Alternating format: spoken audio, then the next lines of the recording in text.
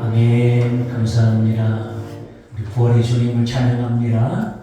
예수님 부활의 기쁨과 권능이 우리의 심령에 가득 차고 넘치는 귀한 부활절 예배가 되시기를 예수님의 이름으로 축원합니다. 우리 찬송가 160장 우리 1절만 찬양드릴게요. 찬양할 때는 에코를 좀 켜주셔요. 찬양할 때는 같이 1절을 찬양드립니다.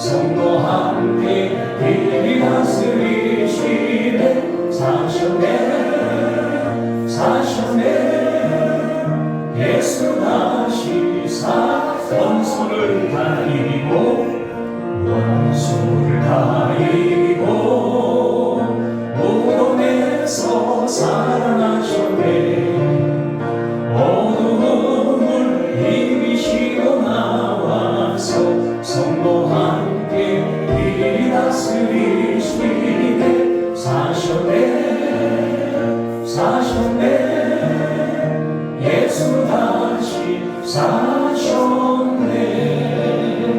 아멘. 예수님 부활하셨습니다. 정말 부활하셨습니다. 예수님 안에 죽음을 이기는 그런 권능이 있어요. 부활의 권능. 예수님이 영원한 생명이시잖아요. 영원한 소망이시고 예수님을 믿는 여러분 안에 영원한 삶이 있는 것이고 영원한 소망이 있는 줄로 믿으시기 바랍니다. 이런 말이 있잖아요. 돈을 잃어버리면 조금 잃어버린 것이요, 명예를 잃어버리면 많이 잃어버린 것이요, 건강을 잃어버리면 다 잃어버린 것이다. 일리 있는 말이잖아요. 건강이 굉장히 중요하죠. 우리가 생각해 볼 필요가 있는 것 같아요. 건강을 잃으면 다 잃어버린 것이다. 그런데 건강 잃어버려도 남은 게 있어요. 과거에 지나왔던 삶의 자리에 추억들, 좋은 기억들은 아직 남아 있습니다. 과거에 대한 좋은 추억과 그런 설레었던 순간들은 아직 남아 있는 거죠. 또 현재 건강을 잃어버려 삶의 질은 많이 무너졌지만 현재 진행형에 나는 아직 생존하고 있는 거예요. 또한 우리 미래에 대한 꿈과 소망이 다 있습니다. 미래에는 달라질 것이야, 새로운 일이 있을 것이야, 변화가 있을 것이야, 기대감과 소망이 다 있는 것이거든요. 현재 내가 생존하고 있다는 것은 미래에 대한 꿈과 소망도 남아있다는 의미예요. 그러니까 건강을 잃어버렸어도 남은 것이 조금 있는 거예요. 그렇게 생각해보면. 그런데 우리가 죽음을 맞이한다는 것, 우리가 죽어버린다는 것은 뭐죠? 모든 것을 다 잃어버리는 거예요. 그건 진짜 잃어버리는 거예요. 과거에 좋았던 기억들, 설레었던 추억들, 현재 진행형의 나의 삶과 모습들, 미래에 대한 소망과 희망들 그냥 다 없어지는 겁니다. 세상에서 영광을 얻고 명예를 얻고 행복한 시간들도 우리가 죽음을 맞이한 그 순간까지만 경험할 수 있는 거예요. 죽으면 그냥 그걸로 끝나는 겁니다. 죽으면 그런 의미에서 죽음이라는 것은 다 잃어버리는 거예요. 죽음 이후에 그 사람의 업적을 기리고 기념관이 세워진다 할지라도 사실 죽음 구원은 크게 상관이 없는 겁니다. 그 사람의 업적을 기리고 그 사람을 기념하는 기념관이 세워진다 할지라도 이미 세상과 단절되어 죽어버리는 그와는 상관이 없다고 할 수 있는 거예요. 그렇기 때문에 우리가 세상에 어떤 영광을 얻고 명예를 얻는다 할지라도 다 이 세상의 삶 속에 존재할 때만 해당되는 거예요. 우리가 이 땅에 존재한다. 얼마나 과연 살아갈 수 있을까요? 평균 수명이 100세 아직 넘지 않은 것으로 알고 있습니다. 100세, 100년 안쪽에 쉽게 말하면 100년 안쪽에서만 다 해당되는 거예요. 죽을 때 남는 것은 돈도 아니고요, 자동차도 아니고 집도 아니에요. 심지어 우리 육신도 흙으로 돌아가 버리고 남지 않아요. 딱 남는 게 하나 있습니다. 그것이 무엇이냐? 진리의 성경에 말하기를 우리의 영혼이 남는다고 해요. 우리의 영혼.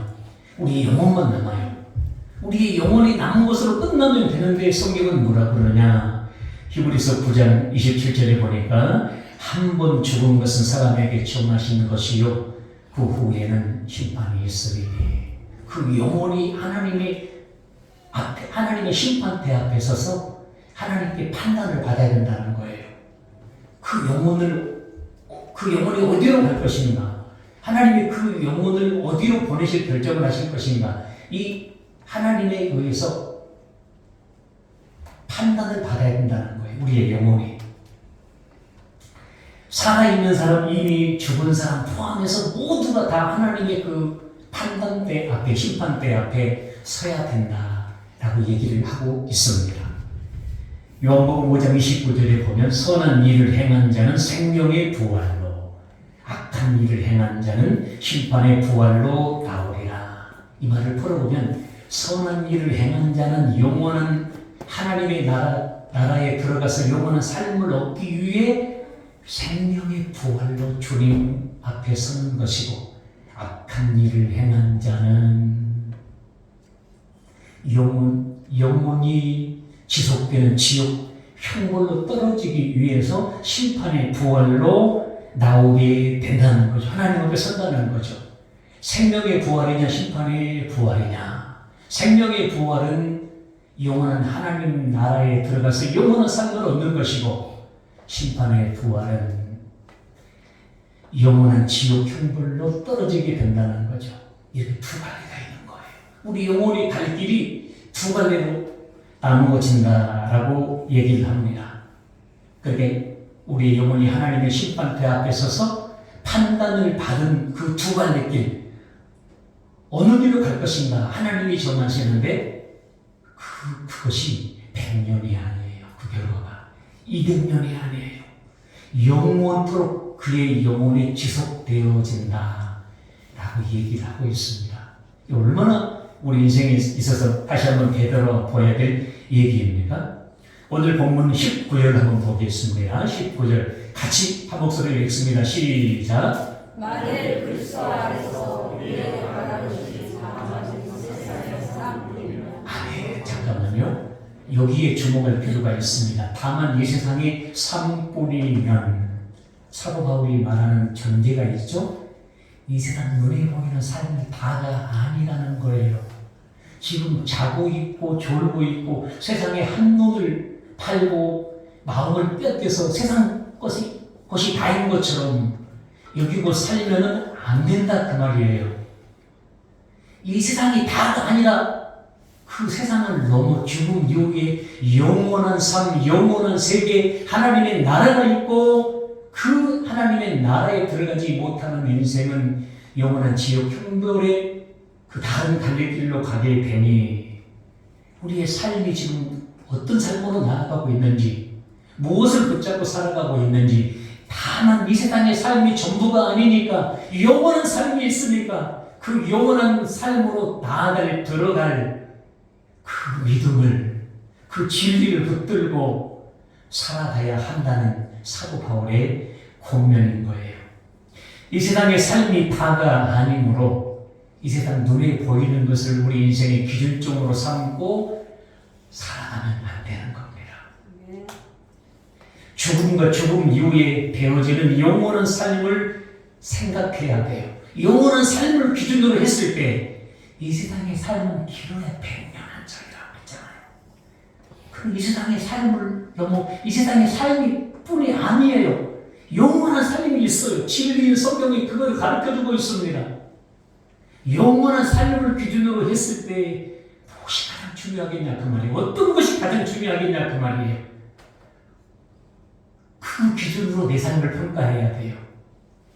그 기준으로 내 인생을 평가해야 돼요. 세상 것이 있고 없고 그것도 필요한 일이고 어떤 편리를 위해서 어떤 일들을 이루기 위해서 배워져야 될 것들이지만 영원한 삶으로 나아가는 영원한 삶이 준비되지 되어 있는가 되어 있지 않는가 그게 더 중요하다는 거죠.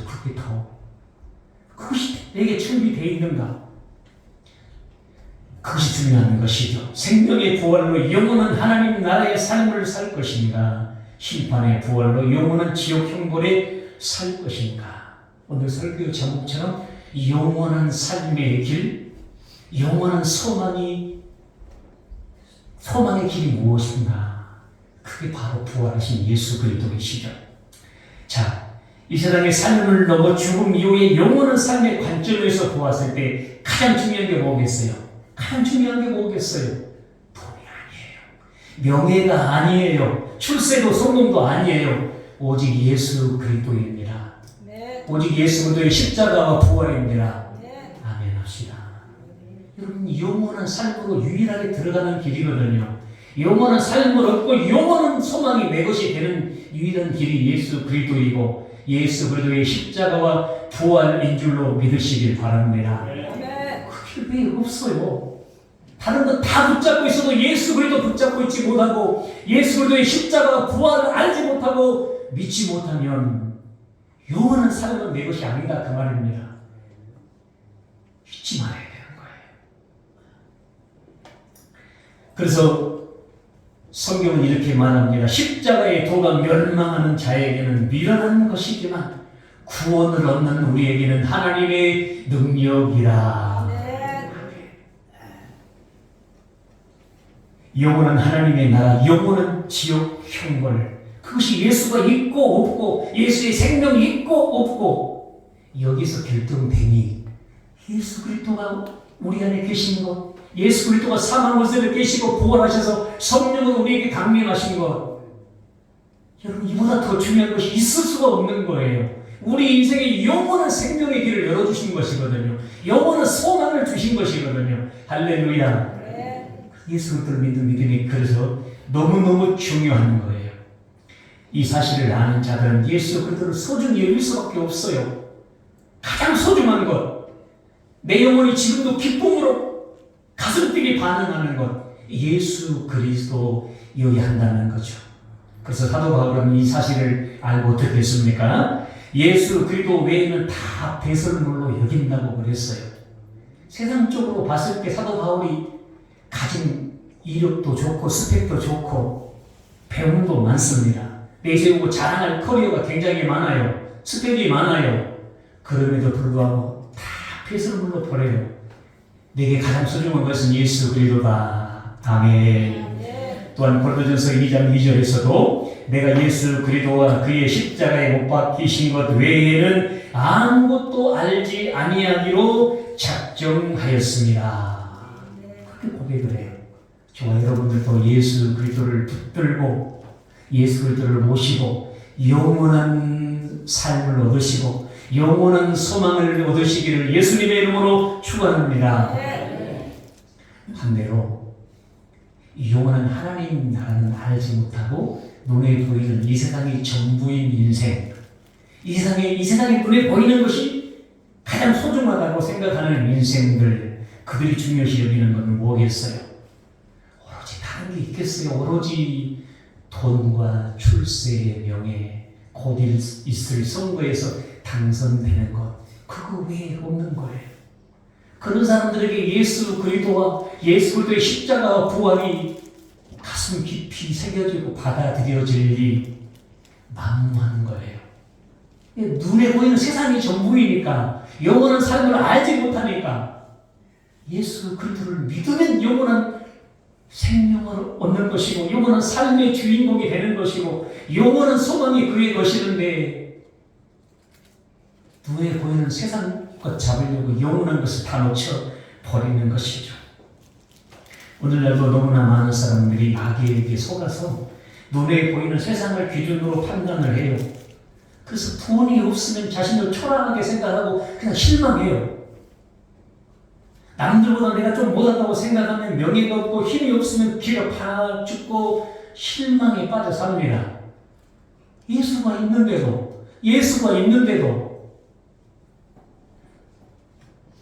반대로 자기 인생에 예수 그리스도가 없다는 것에 대해서 슬퍼하지도 않고 아파하지도 않고 별로 느낌이 없어요. 실망하지도 않아요. 우리 세상 것을 기준으로 삼으면 이렇게 육신의 눈에 보이는 것 붙잡고요. 영원한 것을 잃어버려요. 영원한 것을. 마태복음 21장 42절 말씀 보실까요? 마태복음 21장 42절. 잘 보십시오. 이 말이 눈에 보이는 세상 것이 아닌 왜 영원한 것을 붙잡아야 되는지를 보여주고 있는 말씀이에요. 예수께서 이르시되 너희가 성경의 건축자들의 버린 돌이 모퉁이의 머릿돌이 되었나니 이것은 주로 말미암아 되는 것이 우리 눈에 기이하다함을 읽어본 일이 없느냐. 예수님 당시에 예수님이 하나님의 언약대로 우리에게 영생 주시기 위해 생명 주시기 위해 오셨습니다. 예수님을 알아보고 영접하면 영생 얻어버리는 거예요. 하나님 나라에 들어갈 수 있는 거예요. 하나님 나라가 그의 영혼 속에 지금 이루어져 버리는 거예요. 그런데 이 진정한 보화를 알아보지 못하고 썩어질 눈에 보이는 보화에 속아버리는 거죠. 세상의 기득권과 명예, 자기 체면, 높은 관직, 그것을 지키고자 바리새인 서기관 율법사들이 예수님을 영접하는 것이 아니라 배척해버려요. 버린 돌처럼 그냥 버려버리는 거예요. 예수님을 영접하고 그들의 인생에 영혼의 집을 지어야 되는데, 믿음의 집을 예수님 위에 건축해야 되는데 예수님을 버린 돌처럼 버려버리는 거예요. 그러니까 그들에게 체면은 보존되어 있고 명예는 지켜졌고 돈은 권력은 여전히 유지되고 있습니다. 그러나 반면에 무엇을 잃어버렸다고 합니까? 43절. 그러므로 내가 너희에게 이르노니 하나님 나라를 너희는 빼앗